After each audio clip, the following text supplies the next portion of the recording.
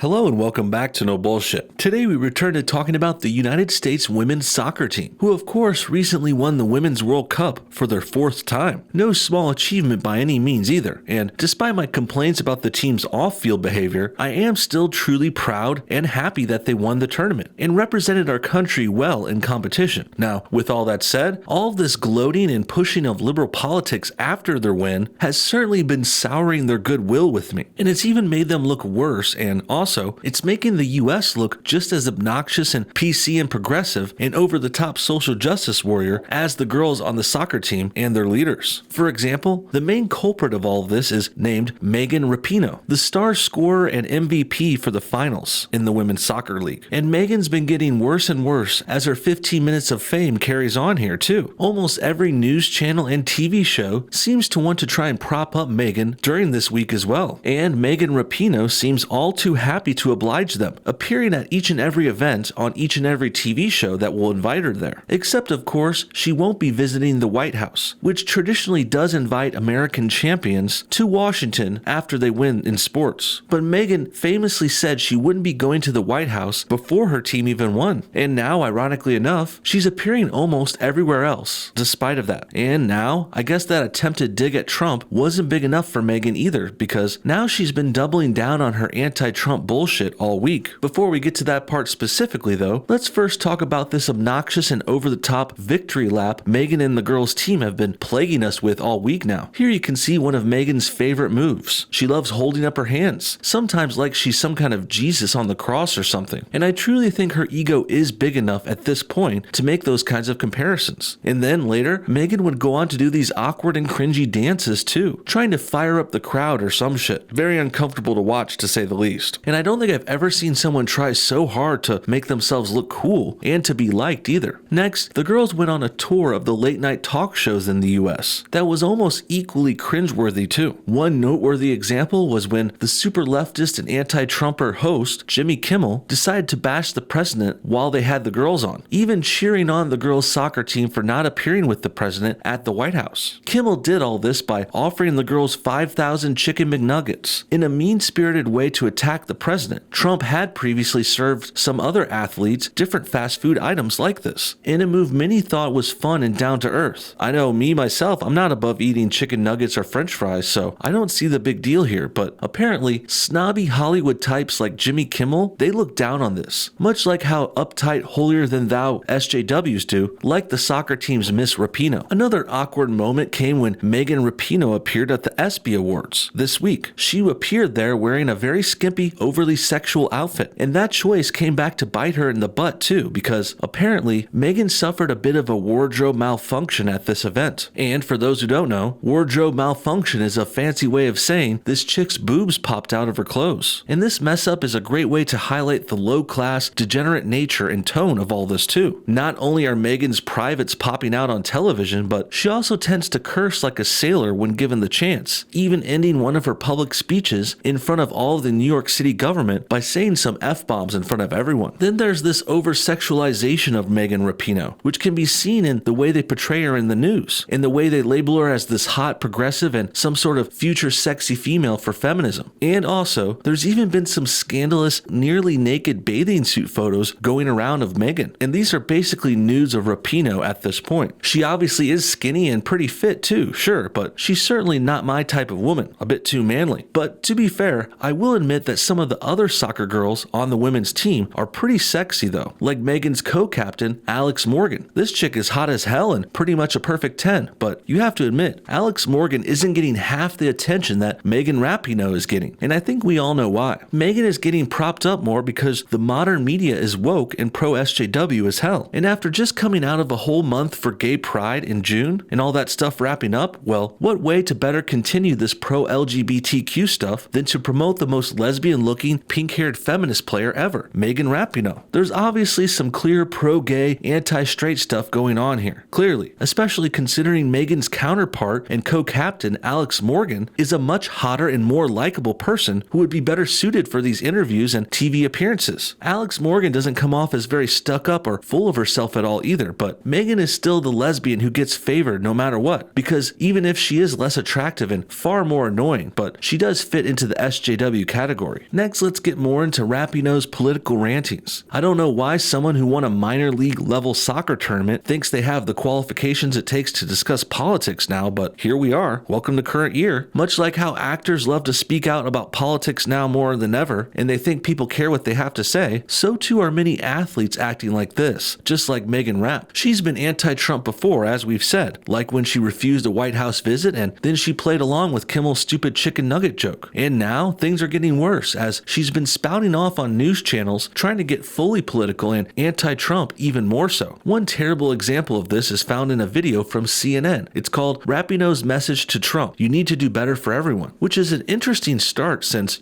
America is doing great in every way, shape, or form right now. The economy is booming, unemployment is at an all-time low, our teams are even winning World Cup championships, but somehow, according to Rapinoe, things are not going well and Trump needs to do better. We'll see if she ever actually directly addresses why that's her claim and why she supports these ideas, but I doubt any of that will happen though. Really, I just think leftists like this are mad because Trump is president, plain and simple, and they don't care about the country or the people or the fact that we are all doing great and better. Really, liberals think things are shitty now because they're not in power and they don't have absolute control of everything. And apparently having the media and big tech and all of Hollywood in your pocket, like how the liberals do, well, that's not enough for Democrats. They also demand the control of all the government, which leads to them controlling more aspects of our daily lives. Regardless, let's see what this video of Megan has to say anyway, and see where she goes with all this. Oh, message to the president.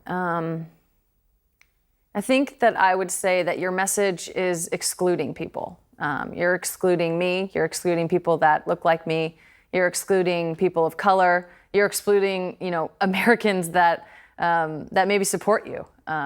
How is Trump excluding people though? It's easy for you to say that and repeat it over and over, but I really don't get how people are being excluded here. As far as I've seen, Trump and his supporters are some of the most open and diverse groups around right now. And Trump has been the most pro-gay president in all of history. I mean, no other president has waved a pro-LGBT flag like this, and Trump has plenty of supporters from these kinds of communities too, and many others. So I say no. If you have no proof or support for your claim that Trump excludes people, I don't think that's true. I think you're just using stupid, meaningless buzzwords in order to dog whistle to your low IQ, SJW-like audience. I mean, do we really think Miss Megan Rapinoe here has been excluded in anything in her life? She's trying to play the victim here, but she's obviously the opposite. She's privileged. Rapinoe and her glaring lesbianism isn't the underdog in America anymore. All this pro-women, pro-LGBT, feminism, and SJW bullshit, you guys are in the mainstream now, honey. So stop pretending you're these pushed-to-the-side victims, when really, you're being brought to the forefront like you're heroes, even though you're really not and you don't deserve it.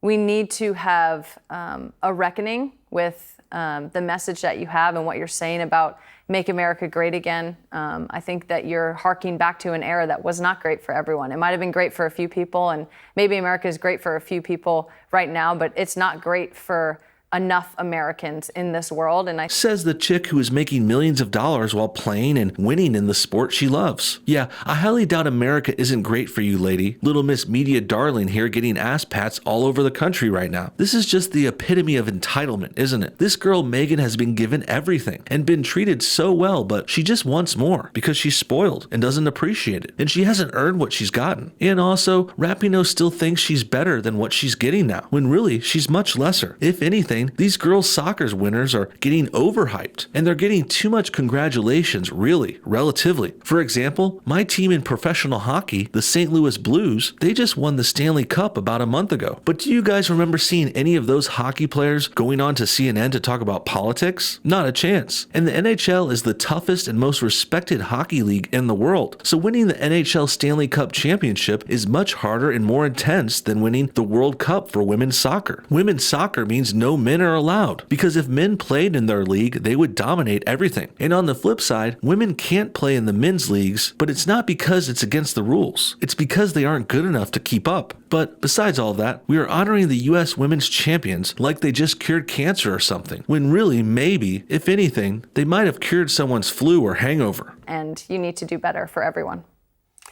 The idea of Make America Great Again, if it means going back to an America from the 40s or 50s, that's an America where you could be imprisoned for being gay, where you could be sent by your family to a mental hospital Jesus Christ, Anderson, can you be any more offensive and disingenuous? Come on, are we really going to sit here and pretend that's what Trump means when he says make America great again? That's insane. No one wants gays to be arrested or sent to insane asylums. And I'd wager if MAGA were to be pinned down to a specific decade, it would be more like something in the 1980s. And this is further supported by the fact that President Ronald Reagan was the first to say this phrase back in 1980. But regardless, these liberal hacks on CNN choose to purposely misinterpret Trump's slogan in order to make him look anti-gay and sometimes anti-some races. Like when black people pretend make America great again refers to a time when there was still slavery around. Please. MAGA is more of a general phrase and saying anyway. It means we should make America great, like how it once was. We haven't completely fallen off course recently, but we certainly have wavered, and we could be better. And we've had much better and more glorious days in our history, like the time we won World War II in 1945, or the time we landed on the moon in 1969. We also invented the internet and iPhones, and we invented online streaming services like YouTube and Netflix, which have taken over the world. Basically, the point here is this: MAGA isn't about remembering the rare times gay people were persecuted 60 years ago. It's about bringing back the great times from then, but usually the better times from more recently. No one's saying that they want to leave America, but I think as